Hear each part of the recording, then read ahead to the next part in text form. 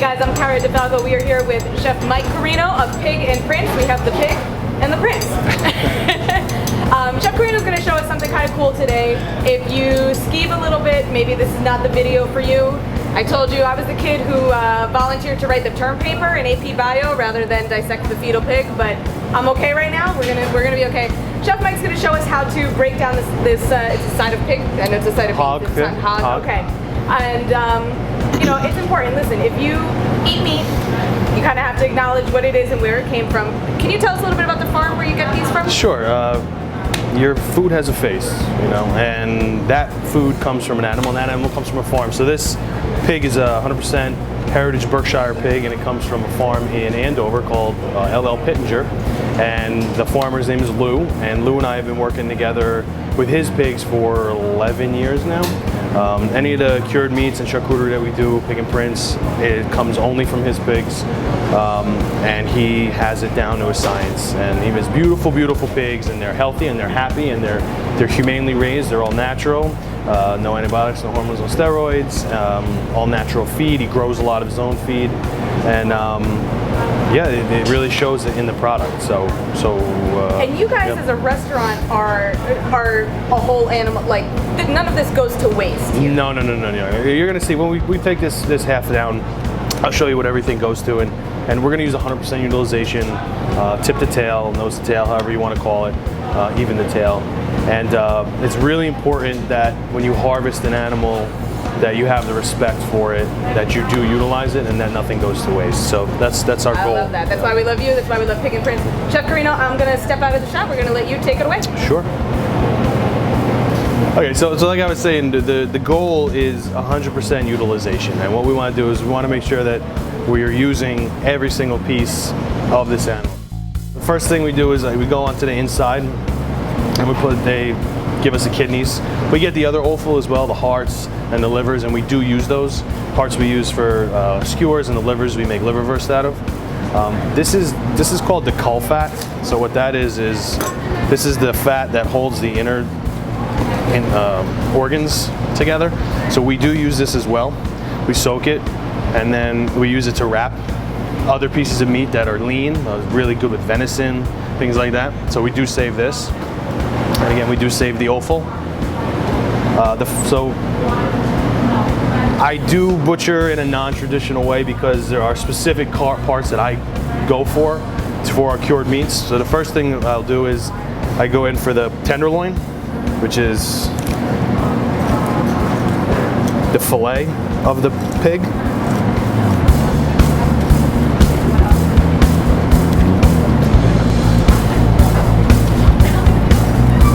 So that's the pork tenderloin right there. And then we could trim this up.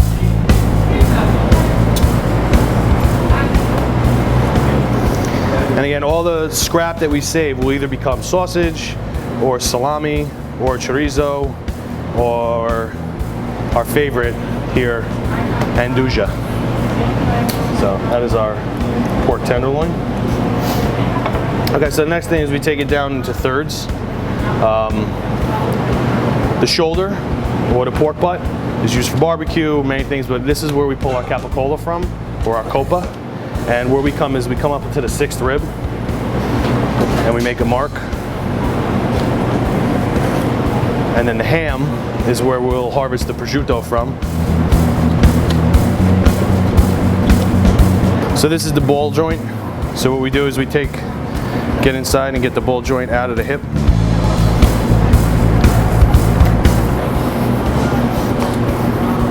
And there's a tendon right here that connects, so you have to kind of snip through that.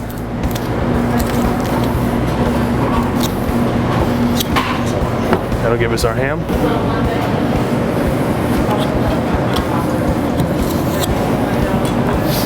This separates our shoulder, and then we're left with our middle, or our sirloin.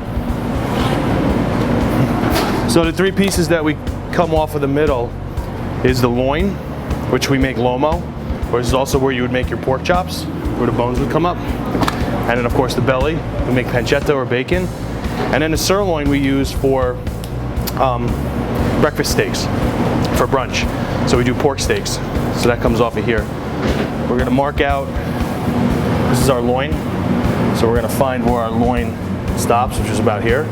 We're gonna mark that. And we're gonna come straight along. And then to our sirloin, we're gonna come down. And again, it's a very non-traditional way of butchering because I'm going after a specific cut for a specific reason. So this is your pork loin. This will be used for lomo. So we're gonna take off the sirloin from the belly.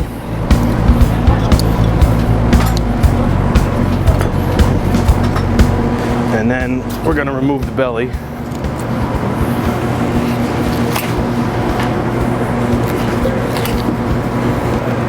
In its entirety. And this is a full slab bacon.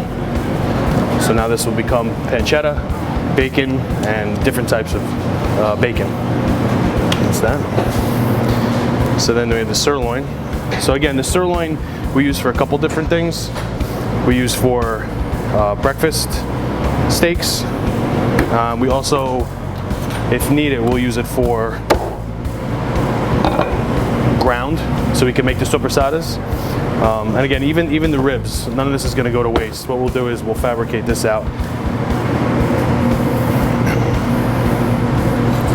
And have you ever had the rib tips? That's what rib tips are. It's boneless little ribs. So all this goes into the grind, and this all becomes chorizo, soprasada, sausages, things like that. So we'll fabricate that out as well. So then our loin holds two necessary pieces: the actual meat of the loin, and then the fat back, which is the top of the back of the pig. And this is what's really important, to have this really nice white creamy clean fat for our andouja, which is really our number one sought after cured meat, and it's my favorite too.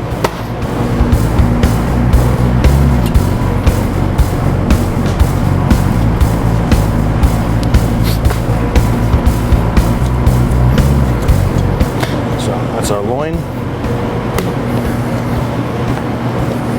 And the fat back is also good for making lardo.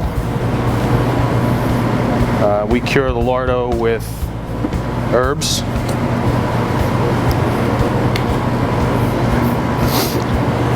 So the cleaner and the smoother the fat, the much creamier and smoother the andouja will be. So that's why that is so important for the andouja. A lot of people make andouja nowadays. It wasn't always that way because it's a very interesting texture, very unique one-off. But we really like our andouja for a lot of reasons. One, it's not greasy in any way. It's nice and smooth. So the skin, we keep all the skins, and the skins are cleaned up. And then what we do with the skins is we boil them, and then we dehydrate them, and we make pork rinds or chicharrones, and we do that as a bar snack. So everything is utilized: the skin, the fat, everything. We take the lomo down into 3 pieces, and helps it to cure it within the time frame that we need. So it takes about 3 months to fully cure a capicola. It takes about 2 months to fully cure a lomo. We let our prosciutto hams go for a minimum of 1 year, but they're best at 2 years. So we always have, obviously, a good stockpile of prosciutto hams, because 2 years comes and goes a lot quicker than you think. So now for our shoulder. So again, the top of the shoulder is where the loin ends. So this is where the loin was connected to the top. And a lot of capicolas are cut much, much shorter. I like to extend it just to get more yield out of it. This side, where the head would attach, this is the neck. And this is called the copa, the legit copa. So we do use this as well as a curing meat. We smoke our copa. So it's brined, and then it's cured, and then it is finished with a little smoke. The copa is kind of fatty, but it just makes it even that much better. So from the top side, or the inside, however you want to look at it, this is now your copa, or your capicola. Well, some people do call it copa.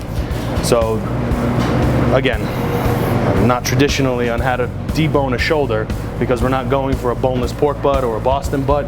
We're specifically going for this muscle structure. Deboning a shoulder is a very, it's the hardest thing for me. It was the last thing I learned how to do properly. But because of the purpose, we're just going for this one muscle structure, which is it's called the K9, I believe, or the K7.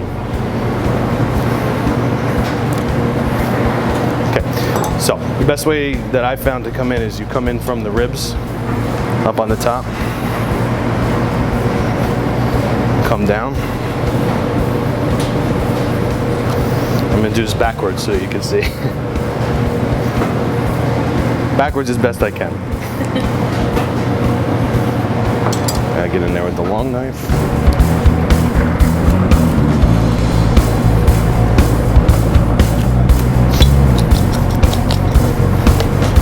So this is the shoulder without the ribs connected, and then you can start to see what would look like a capicola when you see it sliced.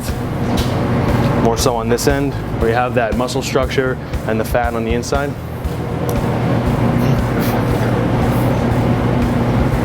So we're going to cut wide.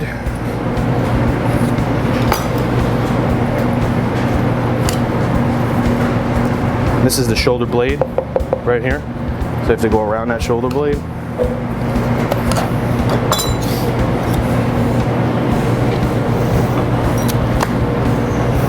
And then there's more of that really good, see that thick, really good back fat. So that is definitely harvested and used it for the andouja.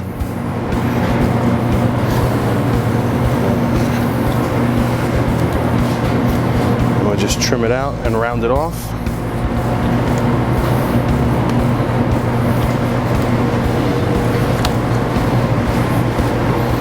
So there is what you would expect to see in a capicola, right there. And we brine the capicola, which again is not traditional.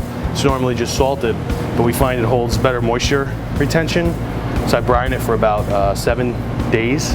It's a light brine, it's not really heavy, not evasive. Brine it for 7 days. This will hang for 3 months minimum until it pretty much feels right. And then we're good to go. And we're gonna taste all this later too. So if we're not gonna cure a ham, which I'm not gonna do today because I have a little bit of an overstock of prosciuttos, what we do is we'll debone the ham and we'll do a couple things. We'll smoke it and make a country ham, or we'll salt it and dry it, and then just make a cured boneless ham, or we'll chop it up and we'll grind it and we'll add it to our sausage meat just to bulk up our inventory. I know we need ground, so we're gonna break this down, but I will show you how to break down a ham. So first thing we do is we want to cut around the top of the ham, and we want to harvest the foot because we do use the feet as well.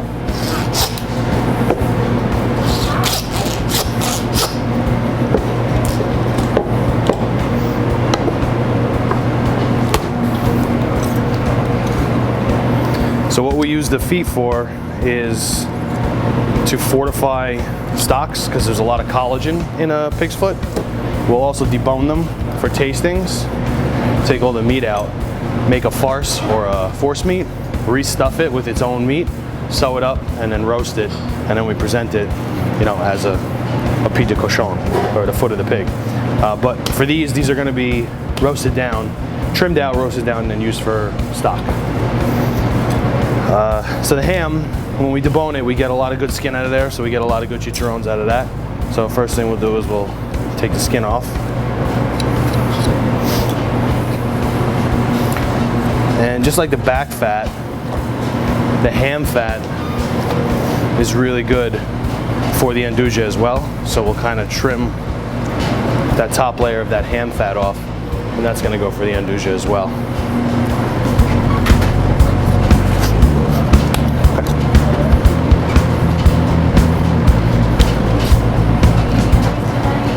So So again, here's that H bone, or that hip bone, right in here.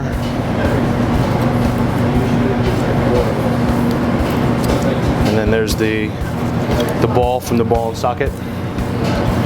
And again, that has a tendon right here that has to be cut.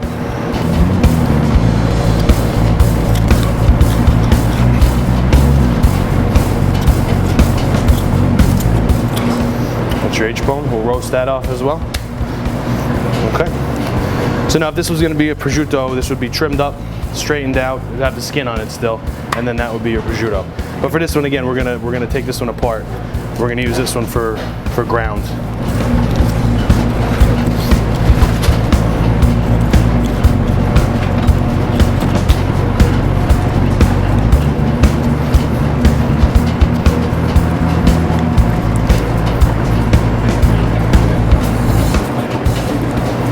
So this is your pork shank right here.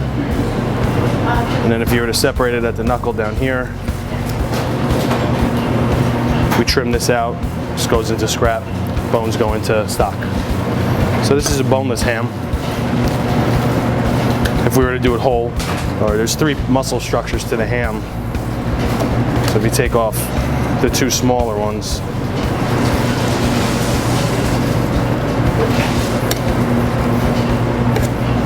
then you'd have your deli ham. So grind that down. And again, these are gonna get chopped up, they get turned into sausage. So the last thing that we do, that we use, the sirloin will be used for sausage as well, but we do use the pigtails. So it may seem a little funny and weird, but we'll do buffalo pigtails. And the way we do that is, whoops. These will be boiled down and then chopped up and then deep fried with the skin on, so they get crunchy on the outside. There's a good amount of meat in there. We'll do like a little play on buffalo sauce.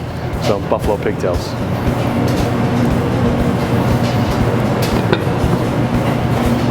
And that's about it.